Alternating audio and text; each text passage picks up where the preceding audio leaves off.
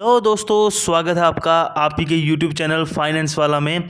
तो दोस्तों, जैसे कि आपको पता है कि हमने म्यूचुअल फंड्स की basic to advance series start की हुई है। उसकी आज तीसरी वीडियो है। तो इससे पहले हमने म्यूचुअल फंड के बेसिक्स और टाइप्स डिस्कस किए थे अपनी पिछली दो वीडियोज़ में। उन आपको हमारी प्लेलिस्ट का लिंक डिस्क्रिप्शन में मिल जाएगा, वहाँ से जाके आप उनको ज़रूर देखिएगा सो दैट आपको आगे चीज़ें समझ में आएँ। तो दोस्तों, आज की वीडियो में हम डिस्कस करने वाले हैं म्यूचुअल फंड्स के फ़ायदे और नुकसान। बिकॉज़ दोस्तों, जब तक हमें नॉलेज नहीं होगी, हमें इनके फ़ायदे, एडवांटेज, डिसएडवांटेज पता नहीं होगी, तो हमें ब्लाइंडली ऐसे इन्वेस्ट करना सही नहीं है। तो दोस्तों, वीडियो में बेहद ज़्यादा इन्फॉर्मेटिव रहने वाली है आपके लिए। चैनल पे पहली बार आए तो चैनल को सब्सक्राइब कर दीजिए और वीडियो को लास्ट तक देखिएगा दोस्तों। तो चलिए वीडियो को शुरू करते हैं। तो दोस्तों, सबसे पहले इस वीडियो में मैं आपको समझाऊंगा कि म्यूचुअल फंड्स के फीचर्स क्या क्या हैं। सबसे पहले तो दोस्तों, आपको एक चीज़ जानना बेहद ज़रूरी है। म्यूचुअल फंड्स में आपको काफ़ी अच्छे रिटर्न्स देखने को मिलते हैं। मैक्सिमम हम लोग म्यूचुअल फंड्स में इसलिए पैसा इन्वेस्ट करते हैं बिकॉज़ हमें शेयर मार्केट की बिल्कुल भी नॉलेज नहीं होती, इक्विटी की बिल्कुल भी नॉलेज नहीं होती। तो हम लोग क्या करते हैं, म्यूचुअल फंड्स में पैसे इन्वेस्ट करते हैं। कुछ लार्ज कैप में करते हैं, कुछ मिड कैप कंपनीज़ में, कुछ स्मॉल कैप कंपनी में, सो दैट कि जिस भी म्यूचुअल फंड में हम पैसा इन्वेस्ट करें, उसका जो फंड मैनेजर है उसको काफ़ी अच्छी नॉलेज है, वो हमारे बिहाफ पे हमारा पैसा इन्वेस्ट करता है। तो सबसे पहली चीज़ दोस्तों, जो फीचर है म्यूचुअल फंड का, कि ये जो म्यूचुअल फंड स्कीम्स होती हैं ये मैनेज की जाती हैं प्रोफेशनल फंड मैनेजर्स के द्वारा। ठीक है दोस्तों। दूसरी चीज़ दोस्तों, म्यूचुअल फंड में क्या होता है कि आपको वैरायटी ऑफ स्कीम्स मिल जाती हैं चूज़ करने के लिए, अपने पैसे को इन्वेस्ट करने के लिए। आप चाहें तो लार्ज कैप कंपनीज़ में इन्वेस्ट कीजिए, मिड कैप में कीजिए। अगर आपको कोई अच्छा सेक्टर पसंद है, आईटी सेक्टर, फार्मा सेक्टर, आप उनमें इन्वेस्ट कर सकते हैं। आप इक्विटी, डेट या फिर जो कैश, सबको मिला के आप बैलेंस फंड्स ले सकते हैं, गोल्ड फंड्स ले सकते हैं। मतलब कि वैरायटी आपको दुनिया भर की देखने को मिल जाती है म्यूचुअल फंड्स के अंदर। नेक्स्ट पॉइंट है दोस्तों, म्यूचुअल फंड्स में क्या होता है कि आपके रिस्क को डाइवर्सिफाई किया जाता है। कैसे? मान लीजिए अगर आप लार्ज कैप म्यूचुअल फंड लेते हैं तो उसमें जो आपका फंड मैनेजर होगा वो काफ़ी सारी लार्ज कैप कंपनियों में पैसा इन्वेस्ट करें, जिससे क्या होगा कि आपका पैसा जो होगा वो सारी कंपनियों में बंट जाएगा। तो उससे क्या होता है कि आपका रिस्क डाइवर्सिफाई हो जाता है। अगर आप मल्टी कैप फंड लेंगे उसमें आपका पैसा लार्ज कैप कंपनियों में भी लगेगा, मिड कैप कंपनियों में भी लगेगा, स्मॉल कैप कंपनियों में भी लगेगा। अलग अलग सेक्टर्स में पैसा आपका बढ़ जाएगा, जिससे कि आपका जो रिस्क फैक्टर है वो दोस्तों काफ़ी कम हो जाता है।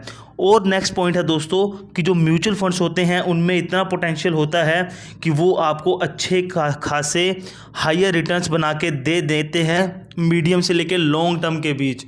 बिकॉज दोस्तों, शॉर्ट टर्म में पैसा बनता है म्यूचुअल फंड्स में, लेकिन ज़्यादा अमाउंट आपका बनता है मीडियम से लेकर अगर आप लॉन्ग टर्म के लिए इन्वेस्ट रहते हैं तो।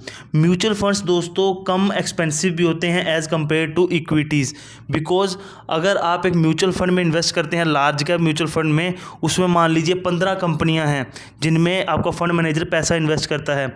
अगर उन 15 कंपनियों में आप शेयर मार्केट में, इक्विटी में इन्वेस्ट करने जाओगे तो आपको काफ़ी मोटा पैसा चाहिए, मोटा कैपिटल चाहिए उनमें इन्वेस्ट करने के लिए। तो इस मुकाबले आपके जो म्यूचुअल फंड्स होते हैं वो काफ़ी कम एक्सपेंसिव भी होते हैं। कम पैसे में आप ज़्यादा कंपनियों में पैसा इन्वेस्ट कर सकते हो। काफ़ी सारे दोस्तों, मैक्सिमम आजकल तो सारे म्यूचुअल फंड्स क्या अच्छी खासी लिक्विडिटी आपको प्रोवाइड करते हैं। लिक्विडिटी मतलब दोस्तों, आप जब चाहो अपना पैसा निकाल सकते हो, इन्वेस्ट कर सकते हो। ठीक है दोस्तों। आगे अगर हम बात करें म्यूचुअल फंड्स को लेकर ट्रांसपेरेंसी के बारे में, तो दोस्तों इसमें आपको अच्छी खासी ट्रांसपेरेंसी देखने को मिल जाती है।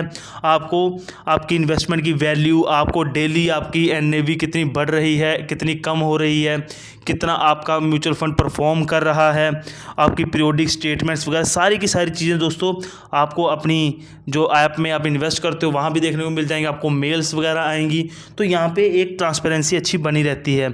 अगर आप भी म्यूचुअल फंड खरीदना चाहते हैं तो आपको लिंक डिस्क्रिप्शन में मिल जाएगा। एंजल वन के थ्रू खरीद सकते हैं, ग्रो के थ्रू खरीद सकते हैं। आप हमारा डिस्क्रिप्शन चेक कीजिए, वहाँ से आप लिंक पे क्लिक करके अपना अकाउंट खोल सकते हैं। बाकी दोस्तों, वीडियो को अच्छी लग रही हो तो वीडियो को लाइक ज़रूर कीजिए। आपका एक लाइक हमें दोस्तों बेहद ज़्यादा मोटिवेशन देता है। ये जो दोस्तों म्यूचुअल फंड्स होते हैं इनको सेबी रेगुलेट करती है। जैसे कि आपको पता है कि सेबी म्यूचुअल फंड्स को भी रेगुलेट करती है और सेबी शेयर मार्केट को भी रेगुलेट करती है।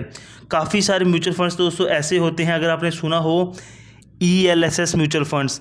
अगर आप ELSS म्यूचुअल फंड्स में इन्वेस्ट करते हैं तो आपको काफ़ी सारे टैक्स बेनिफिट्स भी मिलते हैं। ELS फंड्स में ये होता है कि आपको एक पर्टिकुलर लॉक इन पीरियड दिया जाता है, लॉक इन पीरियड के बाद ही आप अपने पैसे निकाल सकते हैं। नेक्स्ट दोस्तों एक अच्छी चीज़ म्यूचुअल फंड्स की क्या है कि यहाँ पे आपको SIP का ऑप्शन दिया जाता है। मतलब कि आप चाहें तो हर महीने SIP मोड में सिस्टमेटिक इन्वेस्टमेंट प्लान के तहत थोड़ा अमाउंट हर महीने अपने म्यूचुअल फंड में इन्वेस्ट कर सकते हैं, सो दैट कि आपके ऊपर लमसम पैसा डालने का बर्डन भी ना हो और over the time long term में आपका एक अच्छा पैसा आपको बाद में बन के मिले। नेक्स्ट दोस्तों अब हम बात करेंगे कि म्यूचुअल फंड्स के ड्रॉबैक्स क्या क्या हैं, कि डिसएडवांटेजेस क्या क्या हैं। पहला दोस्तों ड्रॉबैक अगर बात करें म्यूचुअल फंड की तो दोस्तों यहाँ पे जितने भी रिटर्न्स होते हैं वो आपको गारंटीड नहीं होते हैं। मतलब कि अगर आप बैंक में जाके FD RD वगैरह में पैसा इन्वेस्ट करोगे तो वहाँ पे आपको फिक्स रिटर्न देखने को मिलते हैं, लेकिन वहाँ पे आपको रिटर्न कुछ भी नहीं दिया जाता, बहुत कम रिटर्न मिलते हैं। म्यूचुअल फंड्स में दोस्तों आपके जो रिटर्न्स हैं वो गारंटीड नहीं होते, बिकॉज जैसा मार्केट कंडीशंस होंगी, मार्केट परफॉर्म करेगी, उसी हिसाब से आपके रिटर्न्स ज़्यादा कम हो सकते हैं। दूसरा है दोस्तों कि जो म्यूचुअल फंड कंपनीज होती हैं वो अपने इन्वेस्टर्स मतलब कि जो आप लोग जो हम लोग पैसा देते हैं म्यूचुअल फंड कंपनीज में इन्वेस्ट करने के लिए, उसमें काफ़ी सारे चार्जेस लगाते हैं, जैसे कि transaction charges, exit charges, recurring annual charges.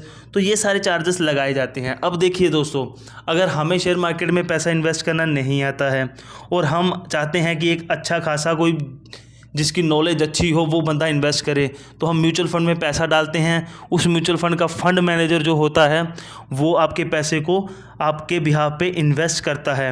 अब कोई आपके लिए इतना करेगा तो वो चार्जेस वगैरह तो लेंगे, ठीक है दोस्तों। उसमें एक चार्जेस आता है, हर एक म्यूचुअल फंड का एक चार्ज होता है एक्सपेंस रेशियो। दोस्तों ये वो कमीशन होती है जो म्यूचुअल फंड को जाती है, ठीक है।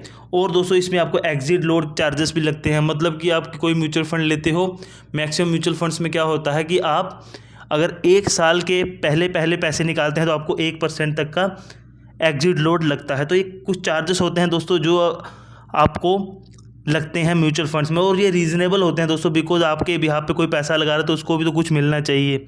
नेक्स्ट है दोस्तों जो म्यूचुअल फंड कंपनीज होती हैं ये आपको चार्जेस तब भी लगाएंगे अगर आपके नेगेटिव रिटर्न जा रहे हैं। देखो दोस्तों, म्यूचुअल फंड में आप लोग अपना पैसा इन्वेस्ट करते हो, रिटर्न पॉजिटिव जाएँ या नेगेटिव जाएँ, जो आपके चार्जेस होंगे फंड के, म्यूचुअल फंड्स के, वो तो आपको देने ही देने हैं, ठीक है दोस्तों। म्यूचुअल फंड्स को आप at the end of the day sell कर सकते हो, मतलब हर दिन में के लास्ट में सेल कर सकते हो, ट्रेडिंग आवर्स में नहीं। तो दोस्तों शेयर मार्केट में क्या होता है कि आप जो ट्रेडिंग आवर्स होते हैं दिन में, उसमें आप लोग खरीद सकते हो, बेच सकते हो। लेकिन दोस्तों म्यूचुअल फंड्स में क्या होता है कि at the end of the day ही आप लोग अपने म्यूचुअल फंड्स को या तो खरीद सकते हो या सेल कर सकते हो, ठीक है। नेक्स्ट है दोस्तों म्यूचुअल फंड्स जो कंपनीज होती हैं ना, ये इनके पास जितना भी पैसा इकट्ठा होता है, जितना पैसा हम लोग सब मिलके आपको देते हैं, उसका कुछ हिस्सा ये लोग अपने पास कैश के रूप में भी रखते हैं। क्यों? बिकॉज अगर सारा का सारा पैसा ये लोग इन्वेस्ट कर देंगे तो होगा क्या, अगर ये लोग दोस्तों सारा का सारा पैसा इन्वेस्ट कर देंगे तो फिर इनके हाथ में कुछ नहीं बचेगा। और 10 लोग अगर शाम को पैसा मांगने आ जाएंगे, मतलब कि अपना म्यूचुअल फंड बेचने के लिए आ जाएंगे, तो म्यूचुअल फंड मैनेजर पैसे कहाँ से देगा उनको। तो इसलिए म्यूचुअल फंड मैनेजर क्या करता है, कुछ पैसा अपने हाथ में रखता है, सो दैट कि अगर कुछ लोग पैसा निकालने के लिए भी आ जाएं तो उनको पैसा वो दे सके, ठीक है दोस्तों।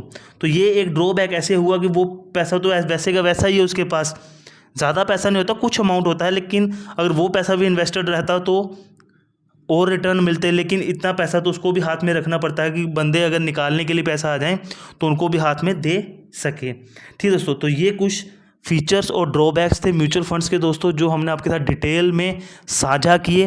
बाकी वीडियो अच्छी लगे, इन्फॉर्मेटिव लगे तो वीडियो को लाइक कीजिएगा, चैनल को सब्सक्राइब कीजिएगा। मिलते हैं दोस्तों नई वीडियो में, तब तक के लिए बाय बाय, टेक केयर।